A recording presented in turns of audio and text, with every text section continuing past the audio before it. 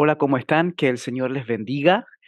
Seguimos con las clases de exégesis. Este ya es nuestro cuarto video y nos damos cuenta de cómo nuestra apreciación por un diálogo honesto, pero también limpio con la palabra del Señor, puede afectar nuestra teología.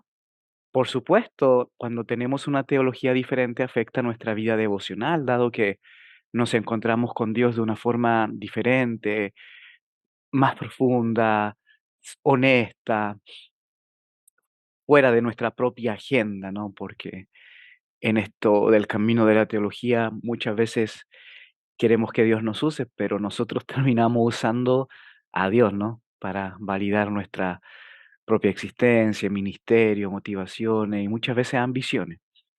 Pero cuando nosotros mejoramos nuestra exégesis, mejora nuestra teología y podemos buscar al Señor de forma honesta, de forma limpia, y eso cambia nuestra vida devocional, porque ya no nos acercamos a Dios simplemente para que nos use, o no nos acercamos a la Biblia simplemente para tener algo que decir, sino como un encuentro divino de amor donde podemos experimentar una gracia transformadora, renovadora y por sobre todo una gracia ética que nos permite tener un mejor desarrollo en nuestra humanización, socialización y por supuesto nuestro intento de dejar huella en un mundo caído. Y cuando nuestra vida devocional cambia, también debe de cambiar mi propuesta hermenéutica. Entonces, siempre me gusta comenzar revisando un texto bíblico y el texto que vamos a comenzar a revisar hoy es Isaías 44:6. Isaías 44:6, en el texto hebreo. Isaías 44:6 dice, ah, dice, amar, recuerda que se lee de derecha a izquierda, amar Adonai. Ahí donde está apuntando mi mouse, dice Adonai, ¿no? Ese es el sagrado tetragramatón.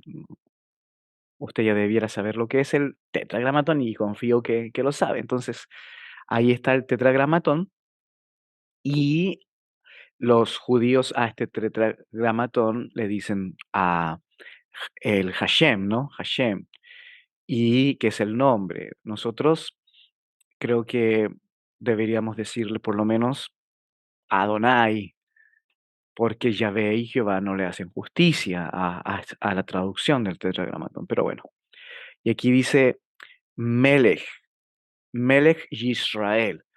Entonces dice, esta es un adverbio que tiene que ver con una continuación. Amar, suena como amor, ¿no? Pero amar significa, dice en la tercera persona masculina singular, dice el Señor, Rey de Israel. Así dice el Señor, Rey de Israel. Melech Yisrael. Bego, bego aló. Bego aquí, bego aló. Y eso es muy importante, bego aló, porque quiere decir ¿el redentor de quién? De Israel, del, am, del sustantivo Gal, que significa pariente, pero que es capaz de restituir. ¿Se acuerdan de la teología de restitución, por ejemplo, que vemos en el libro de Ruth? Noemí tenía un pariente que podía redimir la descendencia de su familia. Bueno, ahí, cierto, ese es el mismo vocablo, ese es el mismo ejemplo que Dios es capaz de redimir algo que está totalmente quebrantado y deteriorado. Entonces, me encanta mucho esta terminología de Isaías porque usa un concepto nuevo en cuanto a la religiosidad del tiempo del pueblo de Israel. Ahora, Si tú eres aquellos que piensa que Isaías fue totalmente escrito en el siglo octavo, entonces vas a pensar de que hasta ese momento el concepto de redención todavía no estaba propiamente trabajado en la teología y en la socialización de Israel, debido a que se consideraba siempre a un Dios como un Dios creador, pero redentor es complicado, porque recuerda que en el diálogo con los pueblos de la media luna fértil, Dios crea, pero también Dios destruye, pero Dios redentor que redime algo que pasó, un dolor que fue afectado, es sumamente complicado entender eso. Y cuando tú no entiendes eso en el aspecto histórico, eso ya no te sorprende, ¿no? Pero para los que trabajamos una exégesis seria nos sorprende, porque en las otras religiones el concepto de redención es nulo, casi nulo, ni siquiera existe en algunas religiones. Pero aquí pareciera que sí. La mayoría de las otras religiones, Dios crea y si algo no está bien, destruye y vuelve a crear algo nuevo. Aquí no solamente crea, destruye, sino que también restituye. Entonces me parece muy valioso este tema. Ahora, si tú crees que este tema fue escrito en el siglo sexto, en tiempo de cuando los judíos volvieron de la cautividad de Babilonia, desde el anuncio, el decreto de Ciro segundo el persa, tiene aún más sentido, ¿no? Porque Israel se perdió completamente, el Israel teológico, y aquí no hablamos del Israel geográfico, ¿no? De las 10 tribus del norte, sino el Israel teológico, el pueblo de Dios, que incluye a Judá también y Benjamín. En ese sentido, cuando creemos que este Isaías fue escrito en el siglo sexto, tiene mayor sentido, porque Israel fue destruido y ahora Dios no escoge a otro pueblo, sino que trata de restaurar, de restituir al Israel que un día conoció. Entonces, por eso su redentor, de nuevo, el Señor, Adonai, Sebaot, Sebaot, que quiere decir, ¿cierto? Él, como el guerrero, el príncipe de los ejércitos. Aní, yo soy el primero, yo soy el primero. Risho Rishon, yo soy el primero. Rishon, aquí, ¿dónde está? Para que lo vean. Aquí, Rishon, yo soy el primero. Rishon. De nuevo, Bani, ¿cierto? Tenemos la conjunción y Ani significa yo. Ahora ya no va a ser, ¿cierto? Rishon, sino que va a ser Ajarón, el último, Rishon y Ajarón, el último. Y esto es lo más importante que de este texto, porque dice, Umibalá, Umibalá Dai. ¿Qué significa eso? Que fuera de mí, aquí está en, que significa, ¿cierto? Un negativo, Elohim, Elohim, en Elohim, no hay Dios. No hay Dios. Entonces, Isaías 44:6 es la base del monoteísmo judío. Por lo tanto, tiene mayor sentido, ya lo vamos a ver, que su escritura haya sido en el siglo sexto, debido a que en el siglo octavo todavía el pueblo de Israel no conoce el monoteísmo, sino conoce, ¿cierto?, un enoteísmo, es decir, ellos piensan que hay otros dioses, pero escogen a uno. Y lo vemos en textos como, por ejemplo, Éxodo 15, del 11, cuando dice, ¿quién, Señor, se te compara entre los dioses? Es decir, todavía hay una perspectiva de otros dioses, de otros Elohim, pero Yahvé, o el Hashem, o el Adonai, voy a llamarle Adonai, es el escogido por Israel. Más bien Dios escoge a Israel, pero Israel acepta esa elección.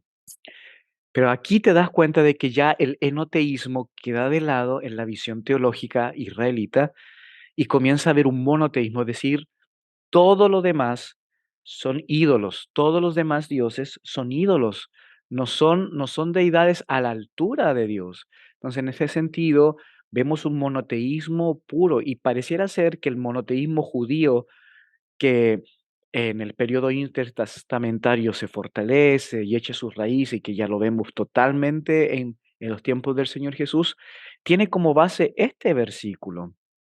Y me parece muy interesante porque ahora podemos nosotros entrar a una exégesis seria y profunda, ¿no? Aquí está, les dejo traté de desmenuzarlo ahora con las palabras, con la sintaxis, la gramática, la morfología de las palabras. Este es, para los que no lo conocen, la mayoría de ustedes los debe de conocer. Para los que no conocen, este es el app de Logos, ¿no? Y la uso con permiso y digo que a mí no me pertenece, es de Logos. Y ahí ustedes pueden hacer la clasificación, la taxonomía de las palabras, ¿no? La taxonomía gramatical y aquí pueden leerla. Y pueden creo que yo no lo hago porque yo no lo uso, uso una herramienta en inglés, pero en la herramienta aquí en español, creo que si tú haces clic, si pinchas a las letras, creo que te van a decir el origen de la palabra y eso encuentro que es muy valioso y está bien. Pero aquí está. Entonces, también me gusta comenzar presentando un exégeta que nos va a ayudar también en este devocional exegético, ¿no? Y el primero que traigo es porque traigo 2, no puedo hablar de este si no hablo del otro, que es Moisés Ibn Gikatilla, que es, un autor judío del siglo XI, y en el siglo XI no se sabe específicamente el año en que nació, pero sí se descubre que este hombre, exégeta, biblista, poeta, pero también copista, copiaba manuscritos hebreos, es el primero en hablar de los 3 Isaías. Entonces, un mismo judío habla de la visión de los 3 Isaías. Él reconoce un Isaías del siglo octavo bueno, primeramente él reconoce 3 manos. Él reconoce 3 manos. Y me encanta citar a Moisés Gicatilla, debido a que muchas veces nosotros pensamos que la crítica la crítica histórica, la crítica bíblica es la que planteó el tema de los 3 Isaías, y no tiene nada que ver con eso. Número uno, aquí vemos a un judío. Número 2, no es un gran teólogo, un revolucionario teológico, sino que es un escriba. Y me parece muy interesante esto debido a que él, que transcribe desde los códices que usó, ¿no? Tal vez usó el texto masorético, pudo haber usado no sé, no creo que haya usado el código Alepo, puede ser que haya usado el Leningrado, no sé cuál usó, pero lo que sí sé es que él, cuando copió, reconoció literariamente hablando diferentes manos, y eso es muy valioso, y es un aporte muy valioso, porque muchas veces nosotros como en Latinoamérica se nos ha enseñado a detestar la crítica literaria, rechazamos todo debido a que pensamos, no, proviene de Tubinga, proviene del siglo XIX, cuando no es así. Cuando no es así, creo que en este sentido nos parecemos mucho a Joseph Ratzinger, ¿no? Benedicto XVI, cuando hablaba de los demonios de Tubinga, porque pareciera ser que le echamos toda la culpa a ellos cuando no es así. Este hombre era un copista y él vio diferentes manos, vio 3 diferentes manos. Él decía: "No es posible que sea el mismo autor debido a que es obvio el cambio, número uno, de las palabras, es obvio el cambio de la sintaxis, es obvio el cambio teológico de los conceptos que se utilizan cuando se escribe".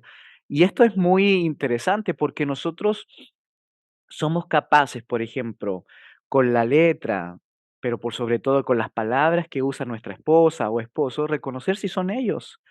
¿Por qué no un exegeta va a no ser capaz de reconocer las palabras de un autor y otro, y se da cuenta que en ese rollo de Isaías, que fue uno de los libros más usados, ¿no? En el post-cautiverio, después periodo intertestamentario, lo vemos, ¿no? Incluso está en Qumran, que es uno de los, es el segundo rollo más grande de todos los encontrados, que el libro de Isaías está, pero visiblemente, marcadamente bajo 3 manos. Y esto lo fortaleció el segundo exégeta del cual quiero hablarlos, que es Berhan Dom, o Dum, o Dam, como usted quiera pronunciarlo. Creo que este es el más conocido, ¿no? Y este es el que abre al mundo protestante el tema, ¿cierto?, de el primer Isaías, del segundo Isaías y del tercer Isaías, del, ah, Isaías, Deutero Isaías y Trito Isaías, que es algo que trabaja mucho también el exégeta latinoamericano, aunque tenga un apellido diferente, pero para mí es latinoamericano. Hizo toda su vida en Argentina, que es Severino Croato, ¿no? Que es el tema de los tres Isaías.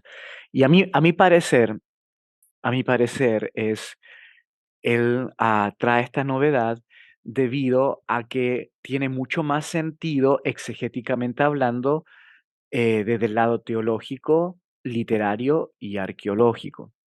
Y por eso yo quiero pedirles que no nos cerremos con esto, porque cuando nosotros nos cerramos y decimos, no, no, ¿cómo pueden haber tres Isaías? Pensamos que eso le quita calidad a la revelación y a la inspiración de Dios y no tienes nada que ver. Tú no eres más santo, ni más ortodoxo, ni más guardián de la sana doctrina, porque crees que hay un autor en Isaías que haya tres, ¿no? Eso es una ridiculez, un porte un buque del porte de un buque, decimos en Chile. Hay gente que piensa, no, no, o es un autor, entonces eso me hace ser más fiel al texto bíblico, me hace ser más conservador y por lo tanto puedo estar bien con Dios. Y no tiene nada que ver, no tiene nada que ver. Yo conozco gente ah, que tiene una rigurosidad literaria o del literalismo del texto de un solo autor, que su ética moral y religiosa en su familia, en la iglesia y en el mundo tiene mucho que desear. Conozco teólogos liberales que a lo mejor ponen en duda la autoría de muchos libros, autores que hablan en lenguas, que tienen un matrimonio precioso, que sus hijos son maravillosos, que, qué sé yo, que tienen un aporte al mundo más sano que aquellos que profesan una línea fundamentalista. Y ahí viceversa, ¿no? Porque también hay otro. Entonces, en ese sentido, nosotros no podemos creer que somos más guardianes de la sana doctrina y que somos más fieles a Dios si pensamos que solamente hay un escritor en Isaías, no, no tiene nada que ver. Y yo quiero que piensen eso, porque en realidad el tema de la revelación y de la inspiración y de que las escrituras son palabra de Dios o contiene la palabra de Dios, ah, ya a esta altura ustedes deben de conocer esa diferencia, si no, la podemos trabajar. Pero em, a esta altura, nosotros ya no podemos pensar de que el que haya escrito un autor el libro de Isaías es más palabra de Dios, ¿no? No tiene nada que ver. La inspiración y la revelación no se basa en eso, sino que se basa de que Dios es el autor y que pudo ver su acción a través del Espíritu en el tiempo y en el espacio, pudo haber trabajado en diferentes personas e incluso comunidades, tradiciones en diferentes tiempos de la historia. Entonces, por eso le digo de que la crítica bíblica no afecta nuestra teología, por ende no afecta nuestra vida devocional ni nuestra vida ética y moral, pero sí va a afectar nuestra exégesis y obviamente nuestra exégesis va a afectar nuestra teología. Y te voy a dar un ejemplo, mira, te hice este cuadro. Cuando tú interpretas, por ejemplo, de que todo Isaías bajo el literalismo, no bajo un exégesis literal, ¿no? Porque hay una gran diferencia. Ustedes ya tomaron muchos cursos de exégesis, saben lo que es la exégesis literal y el literalismo. La exégesis literal intenta entender el texto en su contexto y lo que dijo. El literalismo es el texto em, de forma literaria y visible a como yo lo entiendo, en mi tiempo y en mi espacio sin tener un esfuerzo contextualizado. Entonces, esas 2, trabájenlos, esos 2 conceptos, trabájenlos porque son muy importantes.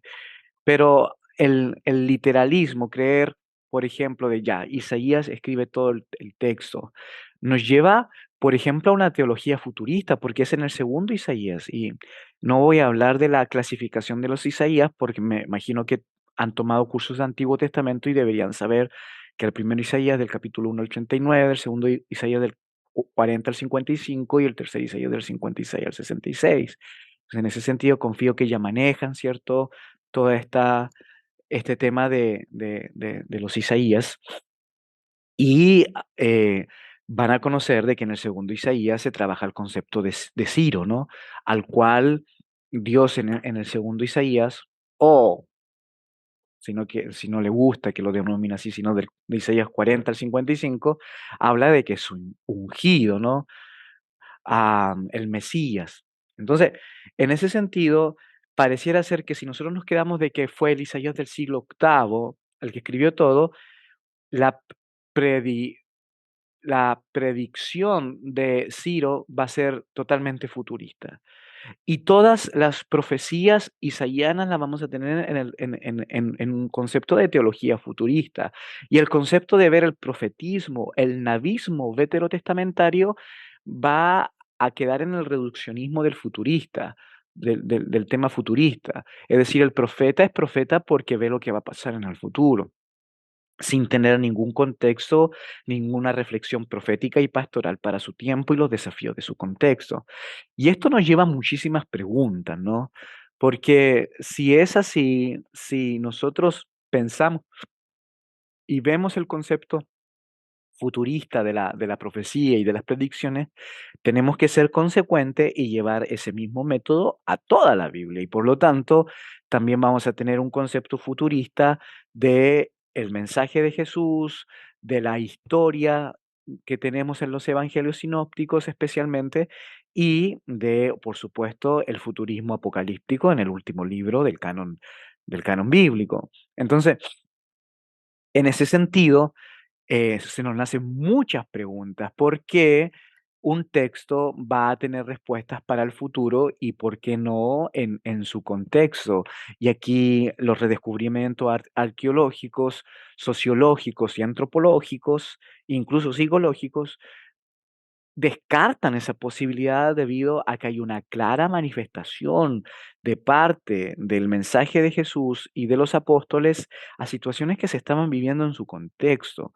Entonces, se desarrollan muchísimas preguntas y eso nos hace, y esa pregunta nos llevan a una religión distorsionada, donde nosotros vemos en la praxis eclesial comunidades que piensan, ¿no? De que el verdadero profetismo es aquel que está adivinando lo que viene, cuando en realidad, neumatológicamente hablando, sería más el don de ciencia que el de profecía, pero bueno, no nos vamos a meter en eso, pero y eso trae en lo práctico, porque me gusta llevarlo a lo práctico, quiero que entendamos que la exégesis afecta nuestra teología y nuestra teología afecta nuestro etos, nuestro modo de ser, nuestro práctico. ¿A qué nos va a llevar?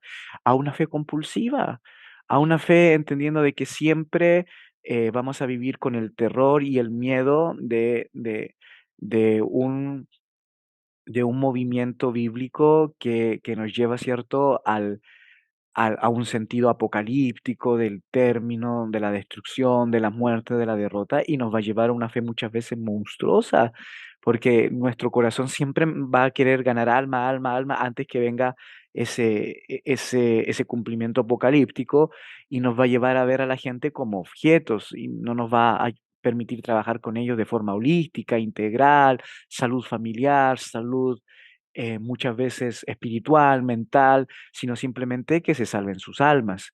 Entonces, si te das cuenta de que el literalismo nos lleva a consecuencias, por eso cuando te digo que escojas, yo no voy a enseñar exégesis acá ni método exegético, tenemos eh, un método claro para el curso, pero quiero que escojas una forma exegética y quiero que escojas tu forma hermenéutica, porque eso va a traer consecuencias para tu vida, devocionales, tus encuentros con Dios, tu ética, tu encuentro con tu familia y en el mundo, y por supuesto para tu congregación. Entonces, y por lo menos tenemos que ser consecuentes. Si miramos una parte de la Biblia de esta forma, tenemos que mirarla toda. Entonces, es así, ¿no? Es así. Entonces, en ese sentido, debemos ir reflexionando y pensando dónde están mis bases exegéticas, dónde está mi contundencia teológica y dónde está mi praxis eclesial. Y muchas veces, ¿sabes? Yo te diría que es la praxis eclesial la que muchas veces nos hace reconstruir nuestra teología, porque muchas veces es el sentido común, es decir, ¿cómo ¿cómo en mi sentido común, cómo voy a dejar de amar y menospreciar a una parte de la sociedad cuando Dios es Dios de amor, ¿no? Entonces eso me ayuda a repensar mi teología. Y ahora, ¿pero qué significa el amor en el contexto veter y neotestamentario? Entonces ahí me va a ayudar a mirar mi exégesis. Entonces, ese sentido debemos de siempre ir repensando, ir siendo transformados y renovados. Por eso que la exégesis no es información, es transformación, ¿no? Transformación personal, comunitaria y social. Así que, pero, por ejemplo, si nosotros tenemos un sentido de un segundo Isaías, nos va a ayudar en el tema literario, ¿no? Aquí se va a fortalecer lo que nos dijo Moisés Guicatilla, de que literariamente hablando, o sea, bajo los conceptos de las palabras, hay un segundo Isaías, hay un tercer Isaías, son manos diferentes y eso no se puede negar, no se puede negar, a menos de que, es cierto, si Dios tiene el poder para cambiar la estructura de cómo una persona escribe y las palabras que usa, por supuesto, pero Dios no trabaja así. Dios decidió no trabajar así, pues es nuestra experiencia. Lamentablemente, lamentablemente para ti o para muchos que buscamos, ¿cierto? Siempre lo sobrenatural y el poder y queremos amar a un Dios así. Lamentablemente Dios ha decidido humanizar su autorrevelación para poder darle mayor sentido a, a su mensaje en nuestra sociedad y en nuestro mundo. Yo no te veo a ti, por ejemplo, predicando de una forma un domingo y no te veo no sé, usando otras palabras nada que ver, más altas, como el otro domingo. Veo una continuación. ¿Y por qué los autores bíblicos van a ser diferentes? ¿No? Entonces, en ese sentido, literariamente, eh, las preguntas se acaban cuando podemos decir, sí, hay un segundo Isaías y tercer Isaías. En el sentido teológico, en el texto del que te hablé, ¿no? En el sentido de que hay un enoteísmo claro en un tiempo de Israel, pero después viene un proceso monoteísta sumamente claro y arqueológico debido a que cada uno de los textos, y ahora me voy a cerrar en el segundo Isaías, del 40 al 55, y las menciones históricas y de los personajes históricos que salen allí, tienen más sentido en los descubrimientos arqueológicos que se tienen, ¿no? Y eso, por ejemplo, en el mundo persa o en, en el, en el mundo judío de ese tiempo, entonces tiene mayor sentido. Ahora, usted tómelo como quiera, pero quiero que vayamos pensando en cómo usamos nuestra exégesis en nuestra vida.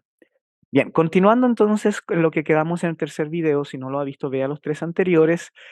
El método arqueológico trabaja con el sistema diacrónico y sincrónico del estudio de la Biblia, que son temas y métodos que ustedes ya deben de saber, ¿no? No voy a meterme allí, si no lo saben, anote qué significa diacronía, qué significa síncrono a lo sincrónico, aunque yo aquí les voy a ayudar un poco, ¿no? El método diacrónico es el camino que nos lleva a entender el texto bíblico como un todo que debe ser explorado, ¿no?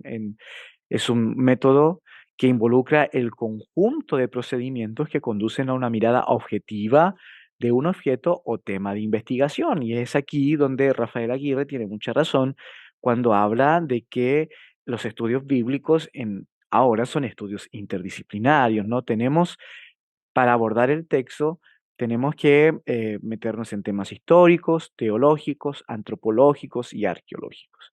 Ahora, con mayor cuidado un poco la sociología y definitivamente el redescubrimiento de la psicología, que para mí ha sido, wow, liberador y terapéutico, no porque es psicológico, terapéutico, sino sanador porque concilia las preguntas que tengo con el texto bíblico, no con mi fe. Y lo vuelvo a repetir, yo no necesito de esto para mi fe.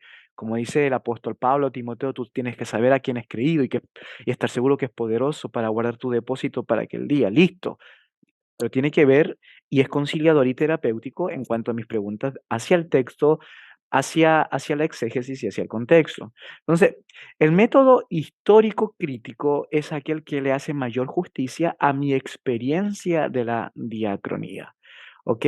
Este método histórico crítico tiene ustedes ya lo conocen y saben de dónde nace y cuáles son sus exponentes, no vamos a hablar de eso, pero sí vamos a hablar de que nos ha ayudado a entender el texto desde su contexto, sino que también, o sea, no solamente nos ha ayudado a entender el texto desde su contexto, sino que también ha permitido regresar a la Biblia a una centralidad perdida en el mundo académico. A través de este método, la Biblia vuelve a tener mayor sentido para aquellos que solamente pensaban que era un conjunto de reglas morales y éticas religiosas. No, es más que eso. Entonces, el método histórico crítico tiene un valor incalculable, ha traído corriente de teólogos que le han perdido la reverencia al texto y problemas de fe. Entonces, este muchas veces es la situación, ¿no? Porque debido a que han habido teólogos que lo han usado, y esto lo trabaja mucho Karl Barth en su libro Introducción a la Teología Evangélica, ¿no?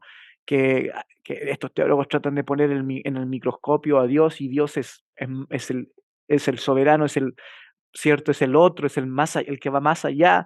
Entonces, en ese sentido, Barth y muchos de aquellos que miran con sospecha la teología crítica, el método histórico crítico, tienen razón, tienen mucha razón, pero no por la mala praxis de algunos vamos a perder la validez de un método que tiene muchísima importancia. Ahora, ¿estoy de acuerdo con todo lo que el método crítico trae? No, por supuesto que no, porque tiene algunas limitaciones, ¿no? ¿Y cuáles son sus debilidades? El tema de que lo histórico es la base de lo teológico y por lo tanto de lo hermenéutico. Yo creo que no debe ser así.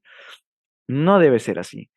Porque, yo no desarrollo teología porque estoy seguro de la historia que contiene esa teología. Como ya te dije en el video número 3, muchas veces esa historia es seleccionada, reproducida y, ah, organizada frente a motivaciones, ¿no? Y lo tenemos claramente en el Antiguo, pero también en el Nuevo Testamento. Te cité hace un tiempo atrás a Papías, que es cierto fue el obispo de Hierápolis, que fue uno de los grandes exégetas del siglo segundo, y él nos dice, ¿no?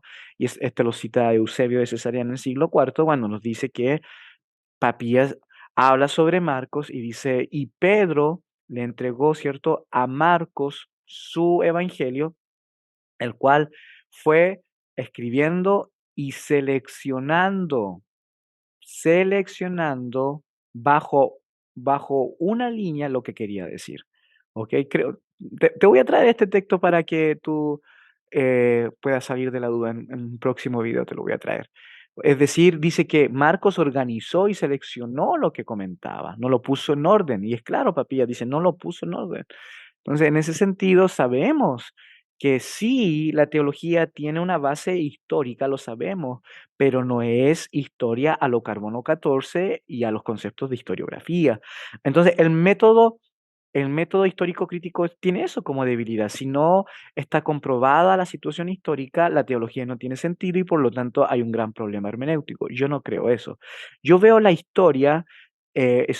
historia en la Biblia como historia teológica e historia literaria, ¿no? Historia teológica porque es es el intento de los autores de descubrir la historia de amor entre Dios e Israel y de Jesús y la Iglesia. Y, historia literaria es porque se usan conceptos literarios, muchas veces poéticos, para poder describir un mensaje. Entonces, tenemos que que pensar en eso. Entonces, y muchas veces, aunque la historia no esté comprobada o ni siquiera le pertenezca necesariamente al pueblo de Israel, quien se apropió de ella simplemente por el fenómeno socio-religioso del diálogo entre otras culturas, a aunque no le pertenezca, sigue siendo historia de Dios. Entonces, y eso sí, aunque eso sí nos puede traer caminos hermenéuticos, interpretativos. Entonces, creo que el método histórico crítico falla en eso, porque no entiende de que la historia puede ser teológica y literaria. Pero sí en el método exegético histórico, nosotros tenemos que conocer estas 4 cosas, y que pongan mucha atención. Y aquí están, necesito que usemos los conceptos de revelación y especial y revelación general del que trabajábamos en el video anterior. Si no se recuerda, vea el video anterior o búsquelo, ¿cierto?, en su vocabulario teológico. Eh, entonces, en la revelación especial y la revelación general, nosotros, por ejemplo, tenemos como número uno el material previo, ¿no? O sea, en la revelación general Dios se reveló en todas las culturas y hay materiales en diferentes pueblos. Ahora, ese material previo cae en la cultura del escritor, el autor los autores bíblicos tienen acceso a ella y como número tres hay una reinterpretación de de esos de esas historias. Yo les preguntaba acerca del Enuma Elish, del Gilgamesh, muchos de ustedes me han dicho: "No lo he trabajado, no los conozco", y está bien, ¿no? Pero tú te das cuenta de que hay una reinterpretación y una reorganización de los hechos para los autores o, bíblicos. Eso no es mentira, no usemos anacronismos, eso no es tergiversación, no usemos etnocentrismo, eso es simplemente la forma en que ellos miraban, ¿no? Y eso es especial porque, el Espíritu Santo les ayudó a reinterpretar esa forma de entender este material previo que, para mí le hace mucha justicia, ¿no? Porque el material previo tampoco también fue reinterpretado por otro material previo y que en sus comienzos también, ¿cierto?, fue, subjetivizado por la experiencia de los escritores o de los primeros que promovieron la historia, pues, no me cabe la menor duda de que primero fue tradición oral. Entonces, en ese sentido, hay una reinterpretación del el escritor y después, ¿cierto?, vemos en el tema de lo que es palabra de Dios. Y aquí recuerden que palabra de Dios, la Biblia es palabra de Dios por su todo, no por sus especificaciones ni su independencia, muchas veces de texto. Por eso que ese concepto de que la Biblia es palabra de Dios, sí, es palabra de Dios, pero también no es palabra de Dios. Sí es palabra de Dios en su todo, en su selección teológica complementaria totalmente con el Nuevo Testamento, porque el Antiguo Testamento por sí solo no es palabra de Dios, no. Es más, muchas veces puede crear una religión monstruosa, ¿no? Aquí los grandes ateos tienen mucha razón. Pero en el filtro neotestamentario se convierte el Antiguo Testamento en palabra de Dios porque hay una conexión. Entonces, siendo Jesús el último filtro e intérprete de esta palabra de Dios. Entonces, en ese sentido, es palabra de Dios. Pero si la miro aisladamente, no, por supuesto que no es la voluntad de Dios para el mundo. ¿Cómo va a ser la voluntad de Dios para el mundo de cuando le dice destruye a los niños, destruye a las mujeres, azota a los bebés contra las paredes? No, eso es monstruoso, es palabra de Dios en su todo. Entonces tenemos que entender esto. Y cuando nosotros seguimos este cuadrado del método exegético, vamos a tener libertad no de fe, sino exegética. Vamos a tener también paz con nuestro corazón, porque sabemos que en la Biblia hay muchos conceptos oscuros, terribles, monstruosos, sangrientos, y decimos, pero ¿cómo? Pero cuando lo entendemos así, decimos, no, no, no, no, no, no. Es, es algo distinto, algo diferente, algo. Entonces, eso es, eso es algo a lo cual nosotros debemos de recurrir, ¿no? Es algo a lo que debemos de recurrir, porque muchas veces, pero tú puedes decir, pero Dios le dijo a Josué que hiciera eso. Sí, pero ¿Dios se lo dijo? ¿O el autor bíblico entendió que Dios se lo dijo? Es como nosotros, siempre traigo esta mirada a nosotros porque nos cuesta entender el pasado y somos inconsecuentes porque en el presente lo miramos así. Cuando tú dices, por ejemplo, no, Dios me dijo que fuese a evangelizar hacia allá. A ver, espera, espera. Dios te dijo, te habló visiblemente, te dijo, Ismael, anda a evangelizar al hospital. O en tu corazón estuvo, cierto, la necesidad de querer y evangelizar. Y tú dices, no, Dios me dijo. Todavía no te dijo. Tú viste eso en tu corazón. Y especialmente en el mundo antiguo, ¿no? Cuando todo lo bueno y lo malo provenía de Dios. Entonces, Dios le iba a decir todo a los autores bíblicos. Andy mata esto, Andy destruye esto. Dios me dijo, pero no es que se lo haya dicho audiblemente, sino que los autores en su contexto, para no ser anacrónicos, en su contexto entendieron de que Dios se lo había dicho. Entonces, en ese sentido, nosotros debemos ser muy, pero muy cuidadosos. Debemos aprender a conciliar exegéticamente nuestra teología con las preguntas que le tenemos al texto. Bien, si no te quedó claro esta parte, en clase la trabajamos, no hay ningún problema, pero no te cierres a lo que te estoy diciendo, porque tú me vas a decir, ah, entonces usted, hermano Ismael, no entiende la Biblia literalmente cuando Dios le dijo a Moisés esto. Exacto, no, no la entiendo literalmente.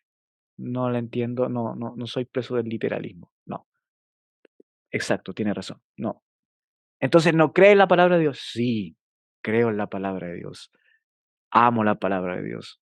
Estoy dispuesto a morir por la palabra de Dios, pero en su conjunto, no en las monstruosidades independientes que muchas veces presenta, sino en la paz y en el amor y en el instrumento de transformación del mundo que presenta en su todo. ¿Ok? Entonces, en ese sentido, el método diacrónico nos ayuda a poder poner las bases históricas a nuestra teología y obviamente a nuestra hermenéutica, pero no hay que abusar. No hay que abusar de eso porque, como les digo, tiene sus debilidades. Ahora, el método sincrónico es aquel que estudia la crítica bajo, es el que estudia la crítica baja, ¿no? La crítica alta es la que trabaja con el contexto y la crítica baja es la que trabaja con el texto. El método sincrónico es aquel que trabaja un texto en particular. Tiene como finalidad última abordar el texto bíblico como una unidad en sí misma y no como parte de un todo, y se encarga de ver el texto mismo y las leyes literarias que están detrás del texto. Pone en contexto si el relato es prosa o poesía, además de evaluar el tipo de narrativa que encierra la historia. Por otro lado, su propósito es trabajar con las palabras y con la historia misma del texto. Por eso los que usan el método sincrónico necesitan ser capos, que es la palabra chilena para expertos en tres cosas. Necesitan ser capos en las lenguas, porque trabajan el texto, en la teología del texto y en el sistema literario, ¿no? De cómo se usa la narrativa y la prosa. Y en esas 3 cosas se necesita ser capo. Si no, este método sincrónico te puede llevar a lo que te dije delante, a la perversión exegética. Entonces, es temporal y se limita al tiempo y al espacio del mismo texto, y por último, se centra en la historia misma, desprendida del relato y de sus personajes centrales. Yo sé que algunos de ustedes van escuchando este video y ya lo están haciendo también audio y me parece muy bien, pero aquí yo les puse, si no lo pueden ver, les puse 7 cosas que las acabo de leer, y todo lo que dije tiene 7 cuadritos que ejemplifican y resumen el método sincrónico, ¿ok? Así que necesitamos, ¿cierto?, este método sincrónico para entender el texto, para entender la teología y para entender, ¿cierto?, la forma literaria. Ahora, el método sincrónico también tiene sus debilidades, porque muchas veces, si el texto no lo dice, entonces nuestra teología es distorsionada y por lo tanto nuestra hermenéutica. Aquí ya la base no está en la historia, como lo hacía el método diacrónico, sino que la base está en el texto, pero muchas veces el texto es limitado cuando no lo usamos con relación a otros textos. Por eso creo que sí, la revolución de la predicación expositiva, especialmente en el mundo americano, es valiosa porque nos devuelve a la Biblia, pero reduccionista a la hora de que hay algunos textos muy difíciles de trabajar si no tienen luz con otros textos y que por sobre todo pertenecen a la revelación progresiva que encontramos en la historia bíblica. Entonces, tiene sus limitaciones si me encierro solamente en el texto, porque muchas veces necesito toda la Biblia para poder mirar, conciliar y dialogar con porciones teológicas que son muy oscuras, inestables, deshumanas, monstruosas. Lo necesito, ¿ok? Entonces, en ese sentido, tiene sus ventajas y tiene sus debilidades. Mi pregunta es, ¿con cuáles tú te sientes más cómodo? ¿Con el sincrónico o el diacrónico? Vuelvo a citar a Rafael Aguirre y a los grandes exégetas, que él dice, creo que deberíamos involucrarlos a los dos, deberíamos conciliar, ¿cierto? A los dos métodos.